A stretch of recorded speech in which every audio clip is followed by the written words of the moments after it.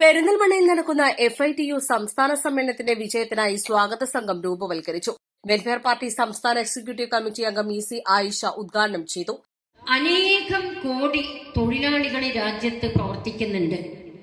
ആ തൊഴിലാളികൾക്ക് വേണ്ട രീതിയിൽ അവകാശങ്ങൾ നൽകുന്നതിനോ അവരുടെ ആവശ്യങ്ങൾ അംഗീകരിച്ചുകൊണ്ട് അവരുടെ ജീവിതം ഭദ്രമാക്കുന്നതിനോ ഒരു സർക്കാരും അതിനെ വേണ്ട അളവിൽ തയ്യാറായിട്ടില്ല എന്നതാണ്.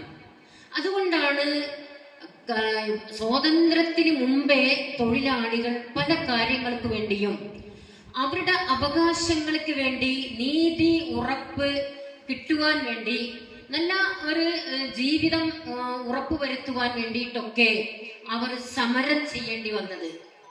അങ്ങനെ നിരന്തരമായ സമരം ചെയ്തുകൊണ്ട് രക്തം ചിന്തിക്കൊണ്ട് ജീവൻ ബലികഴിച്ചുകൊണ്ട് അങ്ങനെയാണ് തൊഴിൽ നിയമങ്ങൾ നേടിയെടുത്തത്.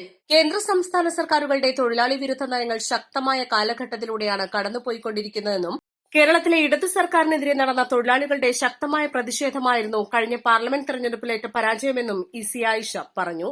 അടുത്ത ഓഗസ്റ്റ് 31, സെപ്റ്റംബർ 1 തീയതികളിലാണ് FITU സംസ്ഥാന സമ്മേളനം നടക്കുന്നത്. യോഗത്തിൽ സംസ്ഥാന പ്രസിഡന്റ് ജ്യോതിവാസ് പറവൂർ അധ്യക്ഷത വഹിച്ചു.